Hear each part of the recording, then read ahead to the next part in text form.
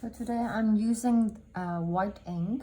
It's the Dr. P.H. Martin's Bleed Proof White, and also I'm using a black paper with some guidelines. It's just blank, just like horizontal lines. And this is a pad from by Rhodia, and it is Paul Antonio's pad, and you can get them from my shop, both of them. Now, I usually like to use the bleed proof white by putting in a separate container. So I would take some of the, like this, it comes in quite a pastry form. So I will put it in this glass container and add some tap water. Regarding to consistency, it really kind of depends on how much pigments you put inside the glass. Now, the best way to test it out is to directly use, you know, pen and ink, and just write it out and see whether it writes smoothly. If you don't have enough, if you did not put enough water, usually what happens is the ink will just stick onto the nib, so it doesn't write. Now this is, it's nice and smooth. It flows quite well. So this is the right consistency of water. So what I mean by if you don't have enough water, let's try to create this effect. So I have some pigments here. I just apply on it. You see it's really like thick. And if I try to write, the ink, you notice here, it wasn't really coming out immediately. It's very, the line is very patchy. It's not really showing so well. Now the ink, you see here, I press really hard. Zoom in, you can see it's not coming down. It's because the ink is too thick, meaning there's not enough water. So it doesn't really run down. Okay, so the solution is make sure you have enough water. Now if you put too much water, there's a downside. It is the ink will become too translucent, so when you write on the black paper it's a little bit transparent, so which we don't want. So ideally is you want to mix an ink that is opaque and the hairline is thin and clean.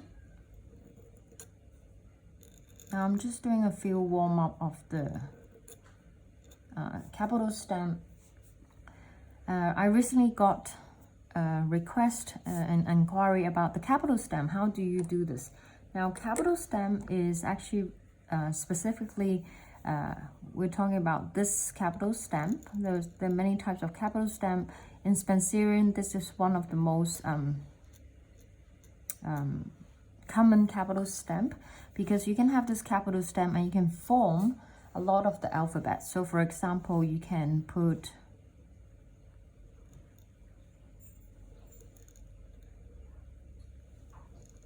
this, it becomes a B.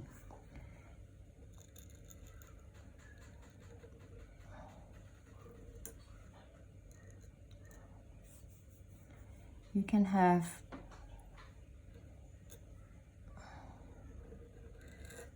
letter F,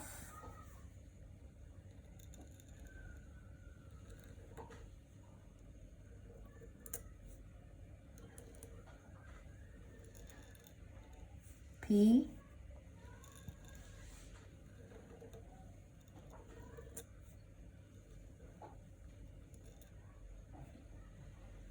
and R, like so. So these are Spencerian capitals. Okay, now, so how do we do the capital stem? So I'm gonna zoom in a little bit on both camera. Okay, you can see that first of all you can start with a horizontal oval. So you can just practice the horizontal oval. Now The reason why it's called horizontal oval, because if you dissect right here in the center, this is an oval and it's horizontal, right? Now, you can also begin with an inclined oval, so meaning that the oval has an angle. So you can have an inclined oval like pointing that way, right? So maybe a little bit more towards this way. Okay, notice that no matter it's horizontal oval or inclined oval, you want to make sure the top and the bottom, so this is the top part, and the bottom space, the negative space is balanced. So if I dissect here, the top and the bottom is balanced. Now, how can we achieve that? So for horizontal, it's quite easy because you can see the guidelines, right? So you can use the guideline. So if you imagine this is the guideline, right? You have this space, let's call it like 1 and 2. Okay, so this whole space is 1. So what you do is you do the horizontal oval. This is where the axis will dissect the horizontal oval. Now, when you're coming down, you want to make sure this space is balanced with the top. So in order to achieve that, it's helpful when you're looking at this negative space while you move your nib down to create this area, because then your hand will kind of follow what your brain will, it's mind muscle connection. You will try to match the top of the negative space. So like this. Okay, now once you have this, the next step is you need to finish the capital stem, right? So the next step is, I usually lift here. Some people don't lift, but I find it useful to lift because I'm preparing myself to go down. Now in Spencerian, the slant is about 52 degrees. This is just a guide, like you can have all Spencerian in 53 degrees, or you can have it on 55, but 52 is the kind of like an average and standard.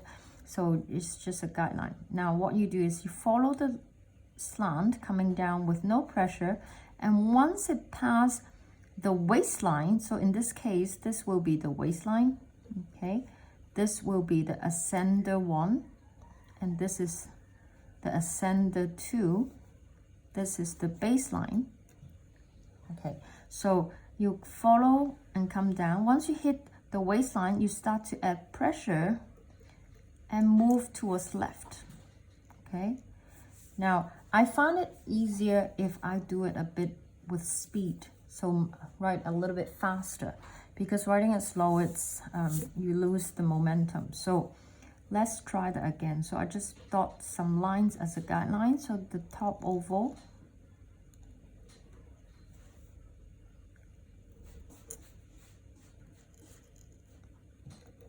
lift, press, and kind of like a swipe, right? Now obviously you can touch up and make the shade a little bit more nice looking. Now to analyze this shade, basically what you want to achieve is that the right line, this one, it's a curve, and this top is also a curve. Okay, so if my nib doesn't have ink, I'm trying to remove the ink. Okay, you can see how the nib moves. So first of all, horizontal oval, lift your pen, follow the hairline, and add pressure. Notice both nib opens, and you reduce the pressure and kind of like do this movement. Okay, kind of flick it to the left. I will also rotate my pen by using my index finger, doing the kind of a press, a little bit of pressing. So the pen, instead of going that way, it will be turning this way, okay? And by adding pressure, make sure you pass the waistline before you start to add pressure. And it doesn't mean we have to add a heavy pressure, it's just gradation of pressure. Now this is a bit tricky because this distance is very short.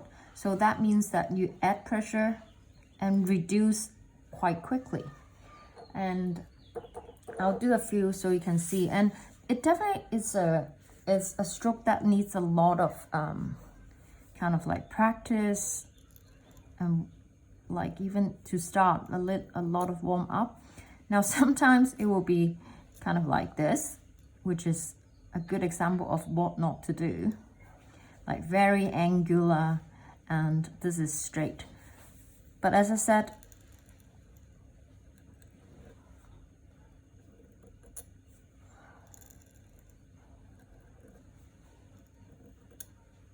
usually it works. It's harder to work when we're on camera, right? So let me try out a few.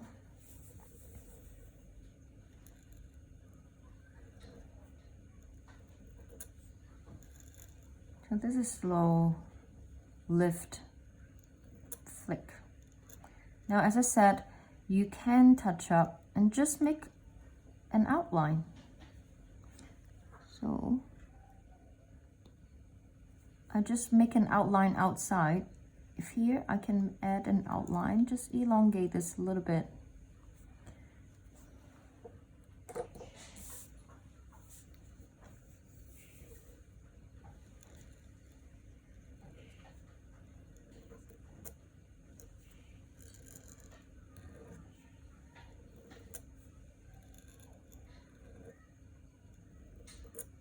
This is nicer, yeah.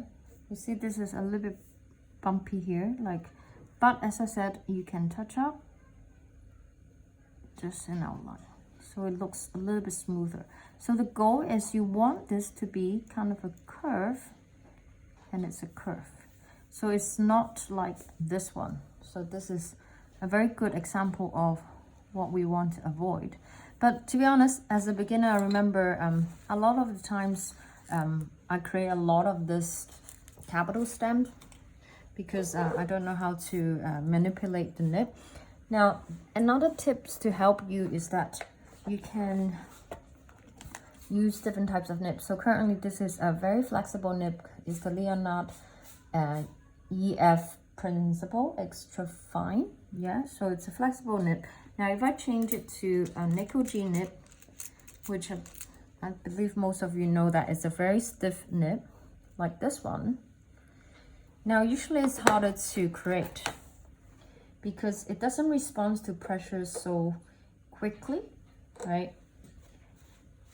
Now, another tip, when you apply ink, do you see that the nib is not taking up the ink so well? So obviously, there's a layer of oil. We just need to remove it.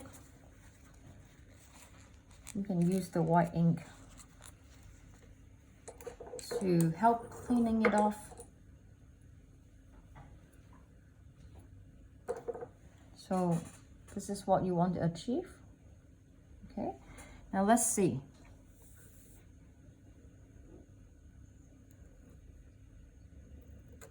You see it's very stiff, right? The shade immediately compared to the Leonard LPEF nib, and this is a nickel G nib. You can notice the shade, the difference. This is a lot thinner and the hairline is thicker. I'm using the same ink. Oh, I press really hard.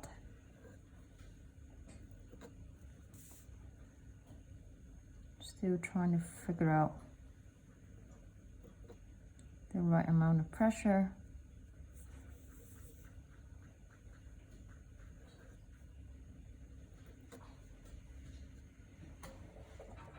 I think I definitely prefer a Leonard EF nib.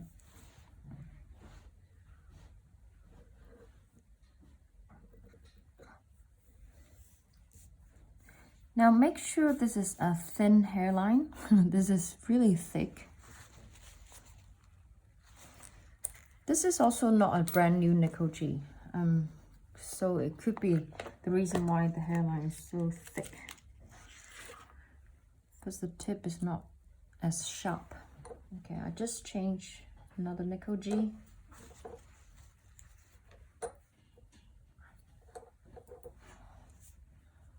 And let's see. Okay, this is a lot thinner, you can see. Now this is another very good exercise if you want to get your horizontal oval, like getting this shape right, by repeating the horizontal oval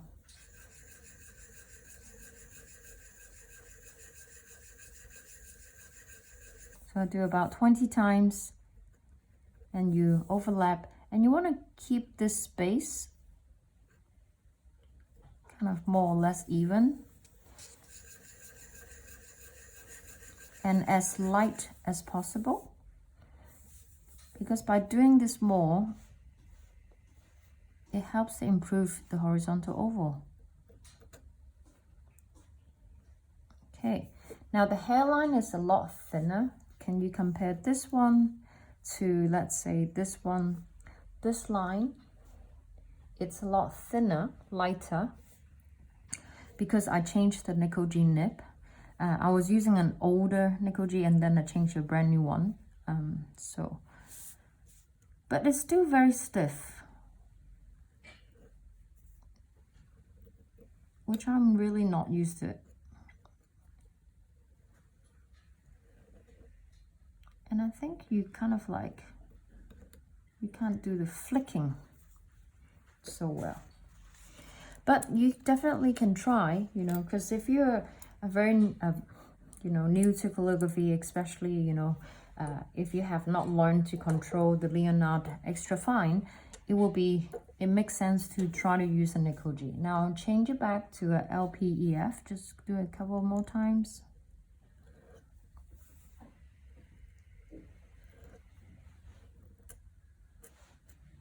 I stopped too early. Okay.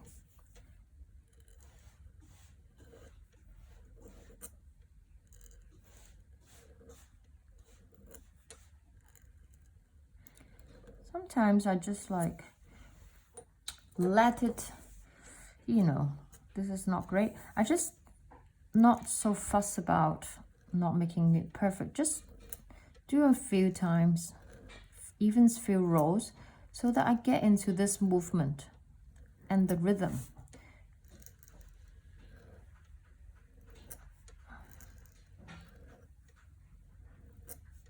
And you notice it will start to get better. You see? I would say this one and this one are quite good. This is a little bit too sharp. This is a bit too skinny and short. It should be coming out to here. And I think touching up really helps. Yeah, so hopefully this helps with your practice. Now, just to make it much bigger, you see this is your horizontal oval. You want to dissect it, top, bottom, more or less balanced. Then you have this thin, thin, thin, thin, thin. Once it passed,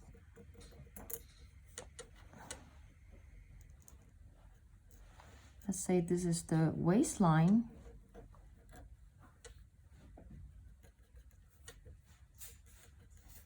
I'm just guessing. So this is the ascender one, and this is the ascender 2. This is the baseline. Okay, waistline ascender. So you want something like this. Okay, curve and curve. Oh, okay, maybe not touching up so much. Okay, hope that helps.